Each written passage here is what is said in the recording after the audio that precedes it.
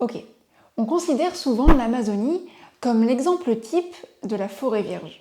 C'était mon cas, c'était le cas des réalisateurs de films à succès, et c'est peut-être aussi votre cas si vous voyez l'Amazonie comme une forêt sauvage qui n'aurait été peuplée que par quelques tribus et qui se serait développée naturellement sans subir d'intervention humaine. Mais, spoiler, la forêt amazonienne n'est pas une forêt vierge.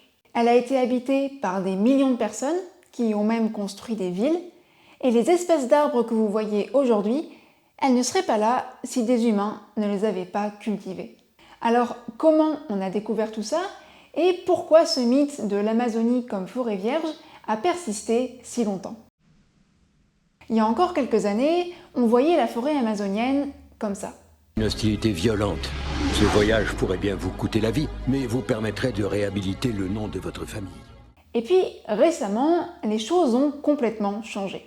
Il y a eu une révolution scientifique en Amazonie depuis une trentaine d'années. Le jour où on a arrêté de se voiler la face avec des préjugés occidentaux. Aujourd'hui donc, on sait qu'avant l'arrivée des Européens, la forêt amazonienne était peuplée par 8 à 10 millions de personnes.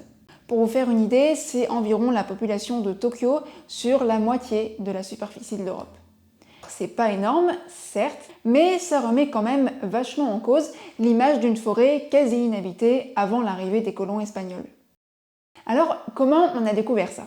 Eh bien, grâce à des indices dénichés par les archéologues. Le premier indice, c'est ça.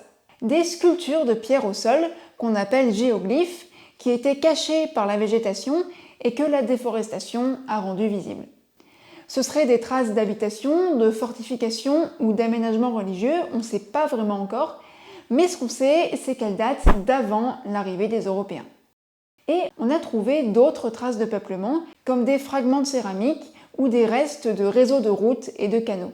On a donc réalisé qu'il y avait en Amazonie des villages et des agglomérations de milliers d'habitants comme celle-ci. Les premiers explorateurs de l'Amazone ont décrit des grands villages de 5 km de long, avec des tours, avec des palissades, des villes occupées par plusieurs milliers d'habitants. Et on a aussi découvert qu'en Amazonie, les Amérindiens pratiquaient l'agriculture.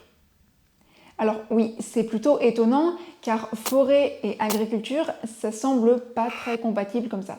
Pourtant, la forêt amazonienne serait un des endroits au monde où l'agriculture aurait débuté le plus tôt, il y a 10 000 voire 12 000 ans. Les chercheurs ont retrouvé des traces d'activités agricoles, comme des vestiges de champs légèrement surélevés pour être protégés des inondations, des traces de sols particulièrement fertiles qui résultent d'actions humaines, comme le brûlis ou le mélange de déchets et de restes de nourriture. Et dernière chose, en observant des phytolithes, des sortes de plantes fossilisées en gros, on a trouvé dans le sol des restes de manioc, de courge et de maïs, qui sont des plantes cultivées par l'homme. Mais on a aussi découvert une chose encore plus surprenante. La forêt était cultivée par ses habitants. Ce qui veut dire que certains de ces arbres n'ont pas poussé tout seuls. Ils ont été plantés puis entretenus par les Amérindiens. Alors, comment on sait tout ça? On a remarqué que certains arbres, comme le palmier ou le cacaoyer, étaient des espèces domestiques, donc qu'elles n'auraient pas pu survivre sans que des hommes ne s'en occupent.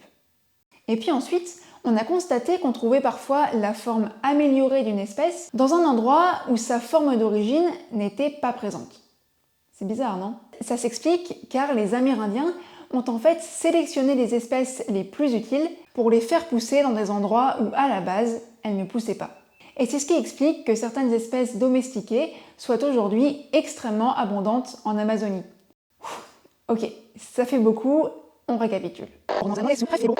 Il y a au moins 10 000 ans, des gens se sont installés en Amazonie et y ont pratiqué l'agriculture.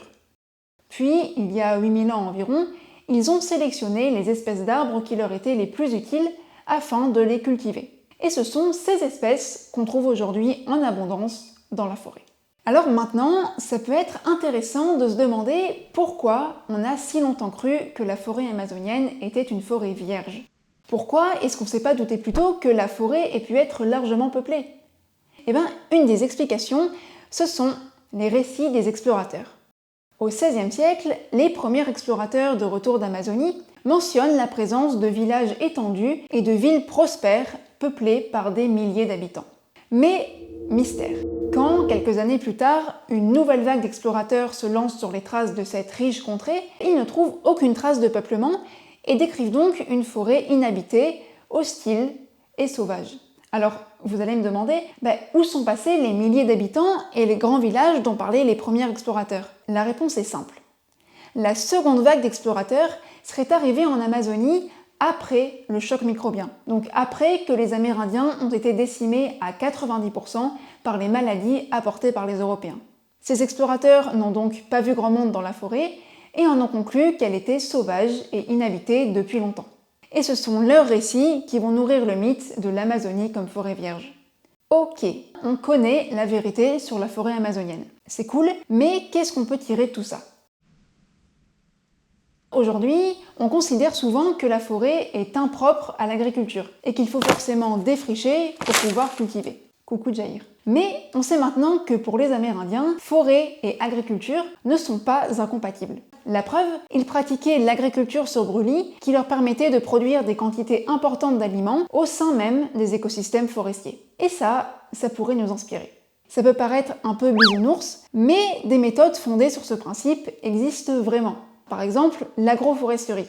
La pratique consiste à associer arbres, cultures et animaux sur une même parcelle et elle a tout un tas d'avantages. Les arbres protègent les cultures du vent et du soleil et améliorent la qualité du sol grâce à la décomposition des feuilles mortes et ils abritent des bestioles indispensables à l'agriculture. Les racines réduisent aussi la pollution des nappes phréatiques en filtrant l'eau qui s'infiltre dans les sols, etc., etc. Mais, deuxième point, le fait même qu'on ait cette idée fausse sur l'Amazonie, ça permet aussi de prendre conscience du poids de nos préjugés. Car si on a longtemps cru que la forêt amazonienne était vierge, c'est qu'on avait du mal à imaginer que les Amérindiens, qu'on considérait comme sauvages et qui vivaient très différemment de nous, aient pu un jour constituer une civilisation prospère. En plus, les seuls Amérindiens qu'on voyait en Amazonie étaient des survivants du choc microbien qui vivaient dans la pauvreté et la précarité, donc très loin du faste de leurs ancêtres. C'est pour ça qu'on a longtemps pensé que les récits mentionnant la présence de villes en Amazonie étaient mensongers.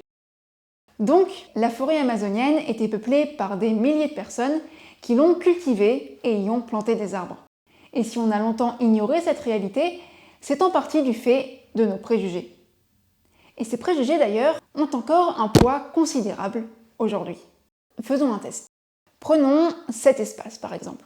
On dirait peut-être un paysage sauvage et naturel, mais il résulte en fait de transformations effectuées depuis des siècles par les Africains qui occupent ce territoire. Ces gens faisaient paître des bêtes et ils y ont effectué des incendies contrôlés qui ont contribué à forger le paysage de savane qu'on connaît aujourd'hui. Bref, il faut parfois faire un pas de côté pour ne pas considérer un espace comme vide, vierge ou sauvage, juste parce qu'il ne correspond pas à notre conception d'un lieu civilisé. D'autant que considérer à tort des espaces comme vierges, ça peut avoir de vraies conséquences. Si l'Amazonie est perçue comme sauvage et inhabitée, son patrimoine très riche risque d'être détruit sans qu'on s'en inquiète. Et si on pense qu'en Afrique, certains endroits sont des espaces de nature sauvage, on peut chasser les gens qui y habitent au nom de la préservation de la nature, sans comprendre que ce sont en fait ces personnes qui ont habité et entretenu le paysage depuis des siècles. Heureusement, on a maintenant plein de ressources qui nous invitent à regarder l'Amazonie et ses autres espaces au-delà des idées reçues. Je vous en propose quelques-unes en description et en attendant, perdez pas le nord.